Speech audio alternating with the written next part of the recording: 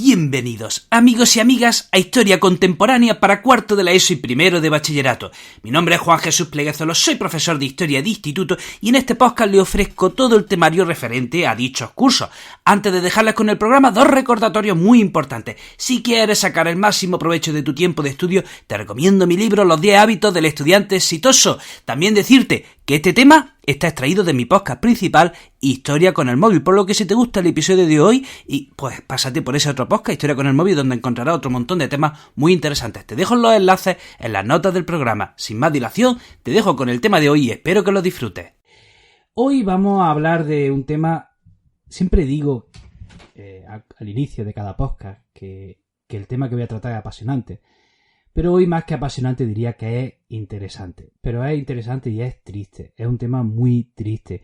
En este podcast, en Historia con el móvil, llevo 33 programas grabados. En el otro podcast de historia que tengo, de Historia de España, tengo 21 podcasts grabados de historia. O sea, de los más de 50 podcasts que llevo, tengo que decir que este es el tema más amargo y más triste que he tratado. Es un tema ignominioso, vergonzoso. Un tema cruel. Si hubiese que hacer un top 10 de crímenes contra la humanidad, sin duda alguna, este estaría en el número 1. Porque aquí se demuestra lo que es capaz el hombre, y además fue un crimen en el que todo el mundo tomó parte. Nadie se libra.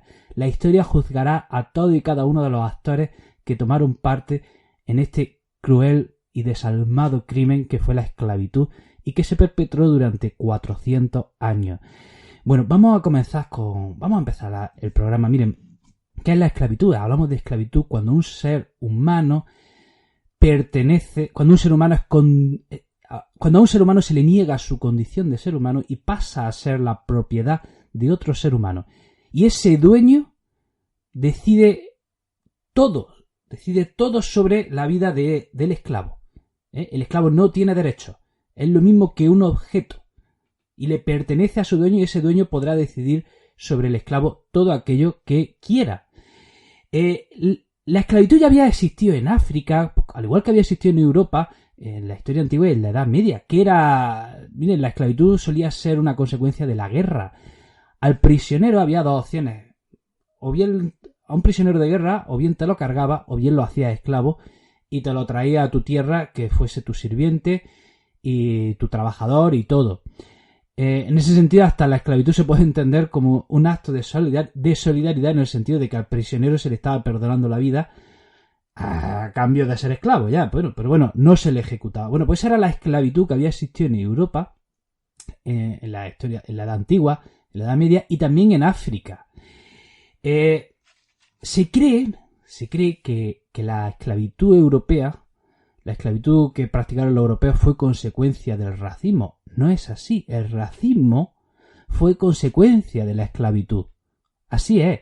Cuando se empieza a practicar la esclavitud es cuando ya se empiezan a elaborar teorías racistas, en principio con una base religiosa, para justificar ese sometimiento de lo que fue todo un continente. Y ustedes dirán, un momento, ¿qué teoría religiosa puede haber en el cristianismo para subyugar a todo un continente? Pues miren, había un relato en el Antiguo Testamento, en el Génesis capítulo 9, versículo 25, que contaba que Noé tenía 3 hijos, Sem, Cam y Jafet. Dice el Antiguo Testamento que todos los pueblos de la tierra de entonces eran descendientes de estos 3 hijos, de Sem, Cam y Jafet. Y pasó un día que Noé se emborrachó, empezó a bailar desnudo, y su hijo Cam lo vio. ¿Y qué hizo Cam? Cam empezó a reírse de su padre y llamó a los otros 2 hermanos para que también se riesen de su padre. ¿Y qué hicieron Sem y Jafet? Cuando vieron a su padre pues haciendo el ridículo, lo arroparon y lo llevaron a la cabaña para que durmiese. Cuando Noé despierta, le cuentan lo que ha sucedido y le cuentan que Cam se estaba riendo de él. ¿Qué es lo que hace Noé? Maldice a Cam con lo siguiente: los descendientes de Cam a partir de entonces serán descendientes de los descendientes de Sem y Jafet, de los otros 2 hermanos. Es decir, Noé había maldecido a toda la descendencia de Cam y se identificó a todo el pueblo africano con los descendientes de Cam. Ahí lo lleva. Esto fue una interpretación religiosa. Quien estaba escribiendo ese relato no tenía en mente que 2000 años después se esclavizase a todo un continente. Esta fue la interpretación que los europeos hicieron de ese relato. Y bueno, ¿por qué surge la esclavitud? La esclavitud surge como una necesidad del capitalismo, una necesidad del mercado, así como suena. En las tierras de América faltaba mano de obra, había que producir azúcar en toda la cantidad posible y hacía falta mano de obra económica. ¿Y qué mano de obra más barata que un esclavo? Pues por eso se desarrolla la esclavitud a tal magnitud.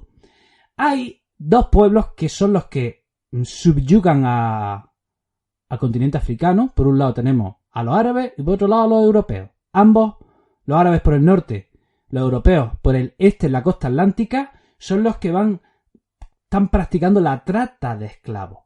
Ya saben que los árabes conquistan todo el norte de África en el siglo VII, entran en contacto con los reinos centroafricanos y empiezan a practicar el comercio de esclavos a través de las grandes rutas comerciales que atravesaban pues desde el Sáhara hasta Persia.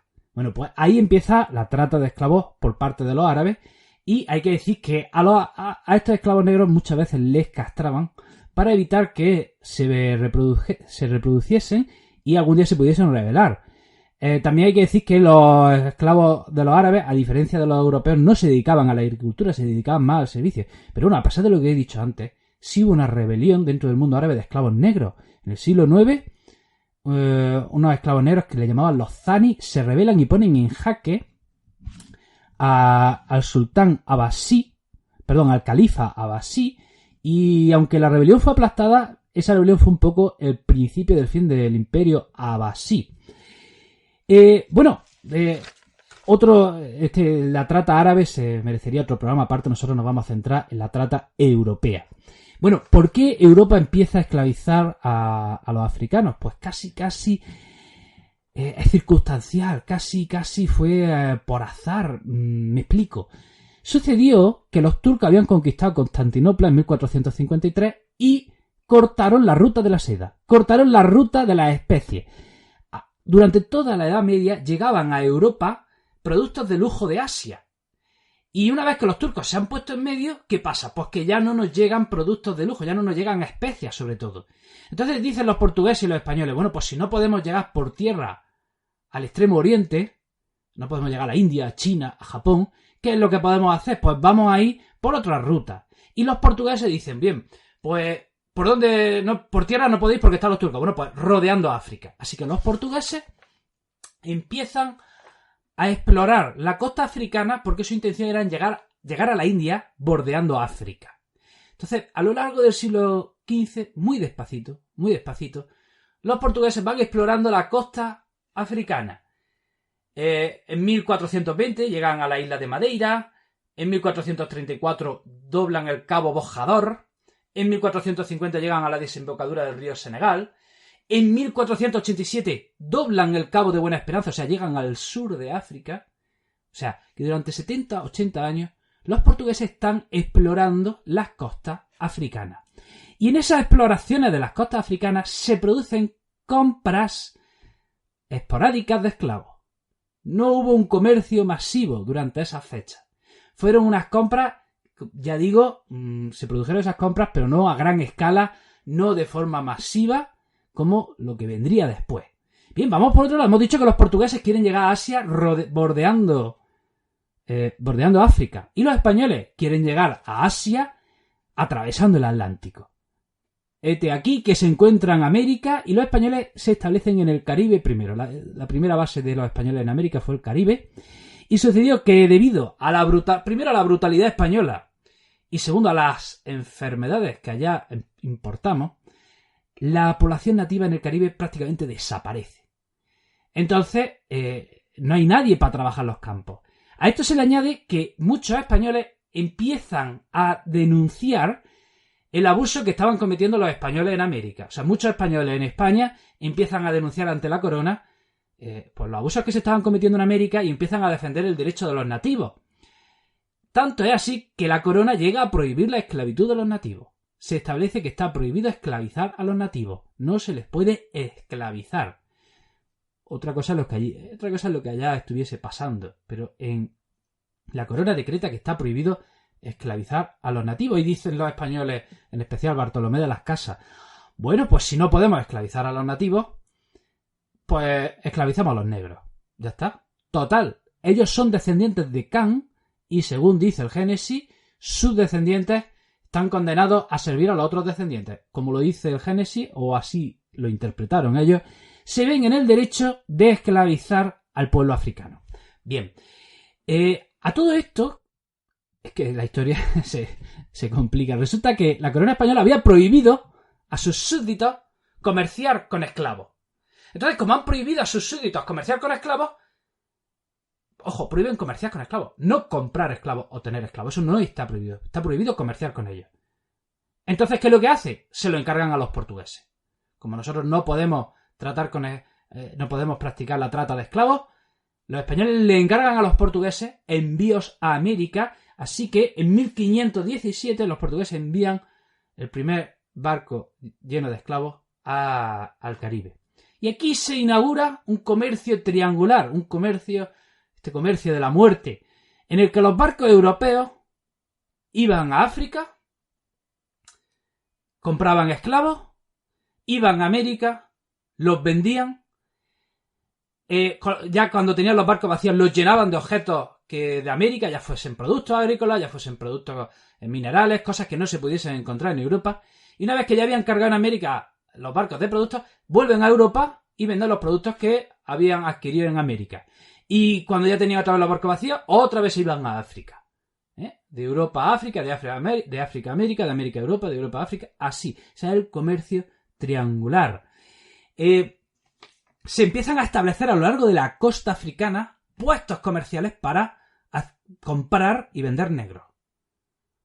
¿Qué sitio estamos hablando? Pues Senegal, Gambia, Ghana, Togo, Congo, Angola. En todos estos sitios se establecen puertos marítimos, auténticos mercados, donde se compraba a los esclavos.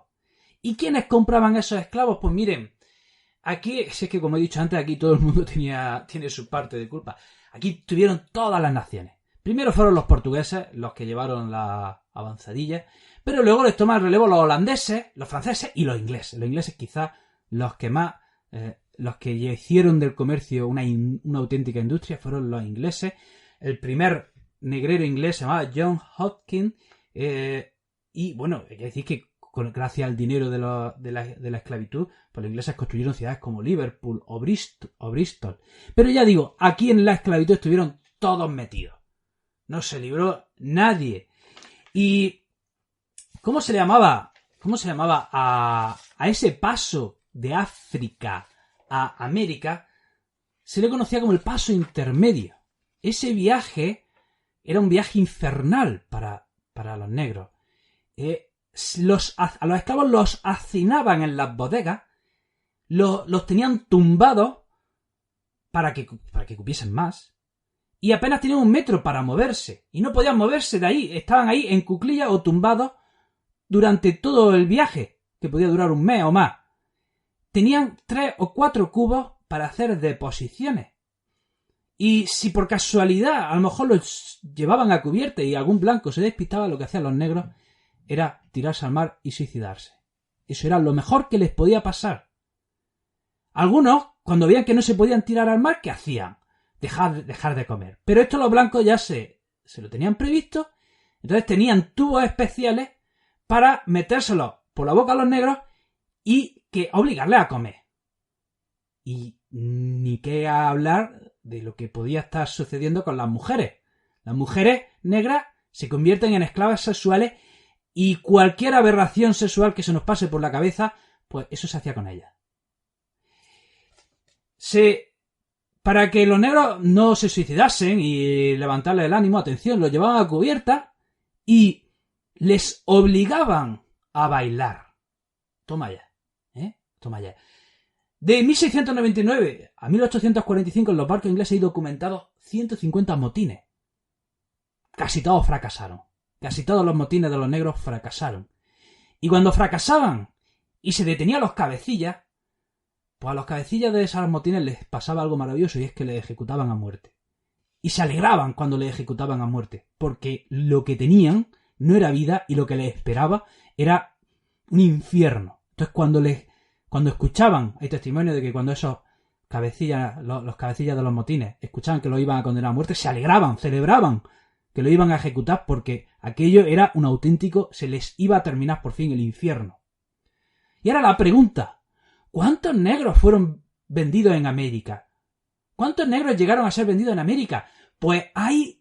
las cifras varían.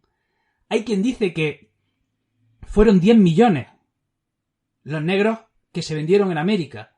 Hay otros que dicen que no, que 20 millones. No sé, es muy difícil saber las cifras. No sé, el comercio duró 400 años. Fueron muchos países los que estuvieron involucrados. Entonces no hay un censo de los que... Pero a la baja, la mayoría de los historiadores coinciden en que unos 10 millones. Y de ahí para arriba, a lo mejor fueron 20 millones. Los que comerciaban con esclavos no eran propiamente los países, eran las compañías, eran empresas. Son asociaciones de empresarios europeos que entre todos ponen dinero para que los barcos vayan a África, compren esclavos, los vendan en América, cojan productos, los traigan a Europa, etc. O sea, son empresas privadas los que se encargan de comerciar con los esclavos. Por eso decía que la esclavitud al final es una consecuencia de un capitalismo salvaje, un capitalismo mal entendido, de un liberalismo animal.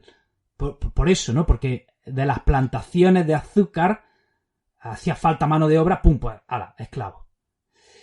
Y miren, al contrario de lo que cree el imaginario europeo, pues siempre se ha pensado que los blancos íbamos a África con los fusiles, nos metíamos en la sabana y empezábamos allí a cazar esclavos.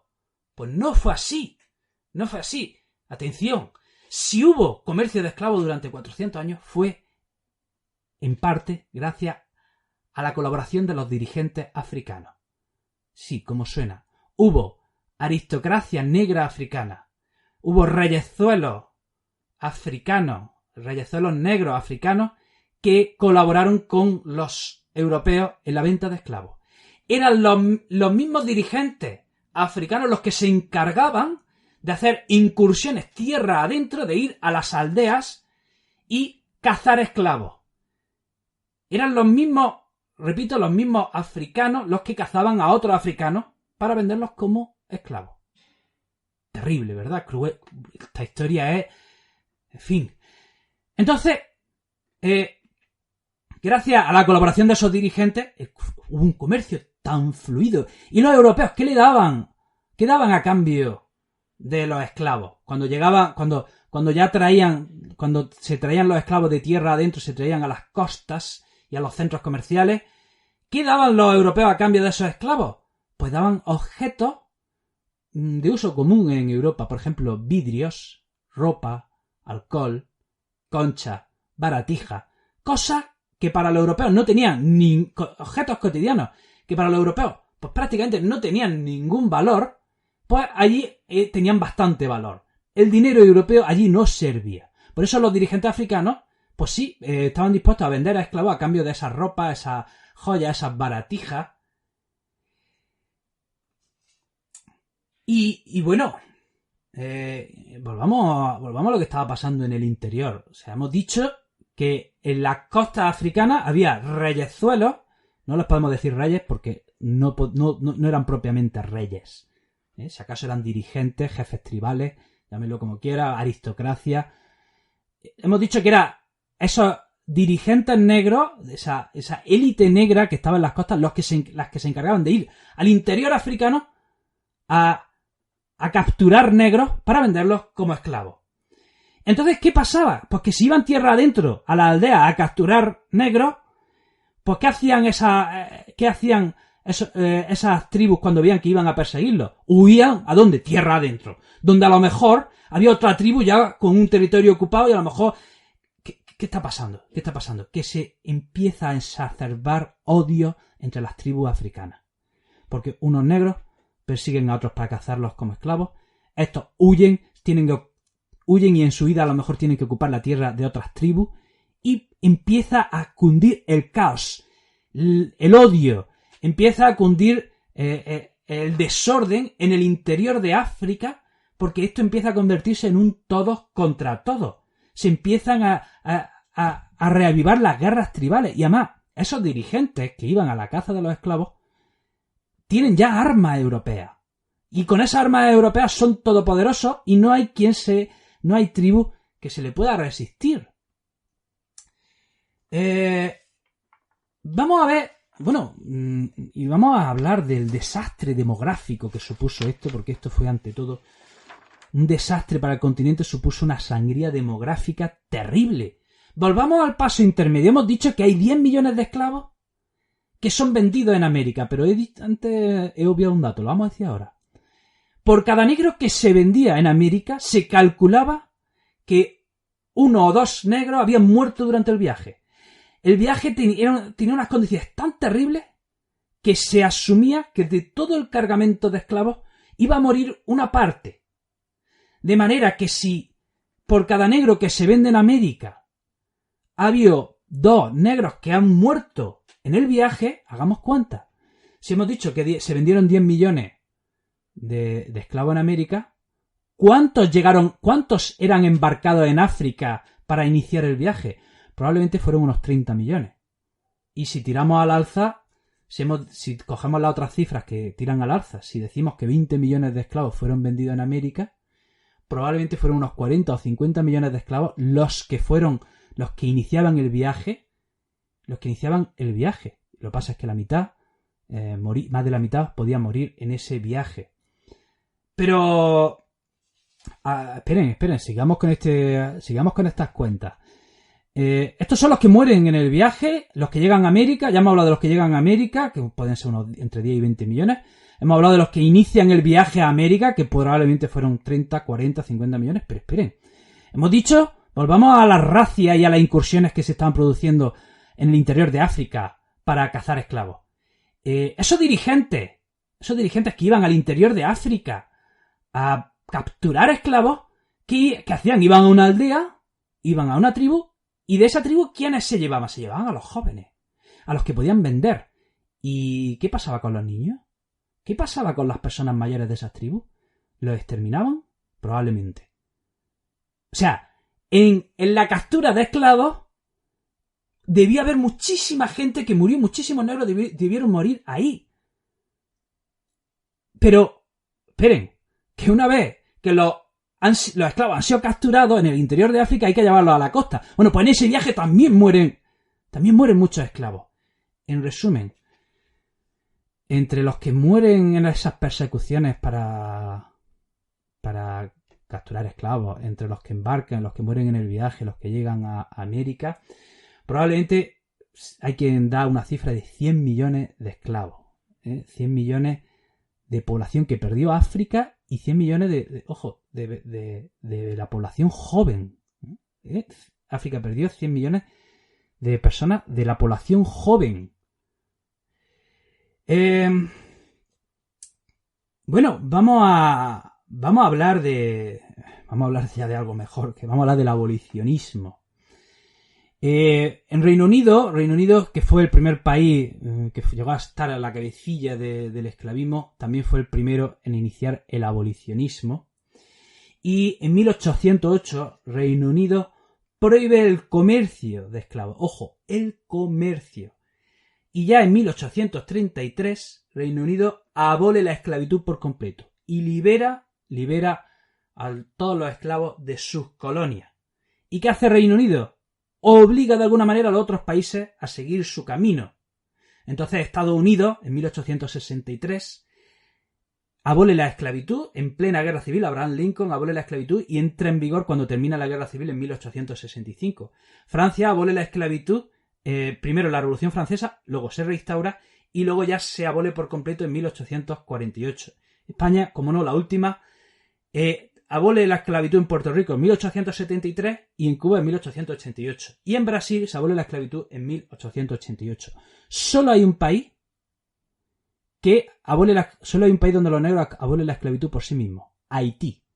Haití. Durante la Revolución Francesa, los esclavos negros de Haití inician la rebelión contra los franceses y en 1804 consiguen la independencia consigue la independencia de Francia y se proclama la primera república negra liberada por los mismos esclavos. Y bueno, cuando tanto en Estados Unidos como en Reino Unido había movimientos sinceros de abolicionistas que se preocupaban por los derechos de los negros y que desde el más profundo sentimiento de humanidad hacían todo lo posible por proteger sus derechos. Y consideraron que si los negros estaban libres, ya no había esclavitud o se estaban consiguiendo la libertad de muchos negros, había que retornarlos a casa. Así que, ¿qué fue lo que hicieron? Por ejemplo, los ingleses prueban un experimento en lo que hoy día es Sierra Leona, fundan una ciudad que se llama Freetown, donde llevan a todos los esclavos libres de su imperio. Todos los esclavos que estaban siendo liberados en su imperio los llevan a Freetown, que hoy día es la capital de Sierra Leona. Y los americanos hacen lo mismo. En la actual Liberia fundan una ciudad que se llama Monrovia, cuyo nombre está en honor a un presidente americano que era James Monroe. En 1622 fundan esa capital, Monrovia, y ahí llevan a todos los negros que estaban siendo liberados en América.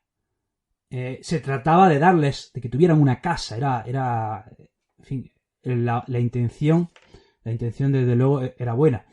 Y por último, una reflexión. Miren, hasta el siglo XV, los estados que había en África tenían un nivel de organización y desarrollo más o menos comparable al que había al de los estados europeos. No estaba tan lejano, el nivel de desarrollo de esos estados africanos no era tan lejano del que tenían los europeos.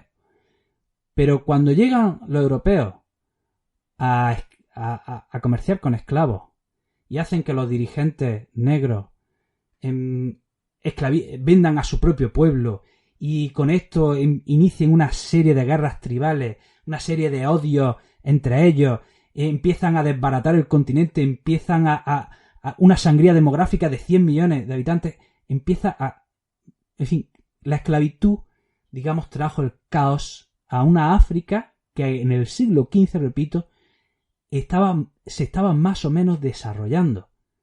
¿Qué sucede? Que después del desbarajuste que había causado la esclavitud en todo el continente africano, cuando en 1885 vuelven los europeos, esta vez para ocupar África por completo, claro, los europeos no tienen resistencia, obvio, si se han cargado un continente entero durante 400 años. Bueno, hasta aquí, amigos y amigas, el programa de hoy. Espero que le haya resultado interesante. Por lo menos para mí es un tema muy, muy, muy, muy triste y bastante amargo. Te recuerdo que tengo otros proyectos dedicados a la educación. Te dejo las notas de ellos, te dejo las direcciones en las notas del programa. Te mando un fuerte abrazo. No te olvides de ser feliz. Si valoras mi trabajo, te pido tu apoyo con un like en iVoox o 5 estrellas en iTunes. Te mando un fuerte abrazo y nos vemos en el próximo programa. Hasta pronto.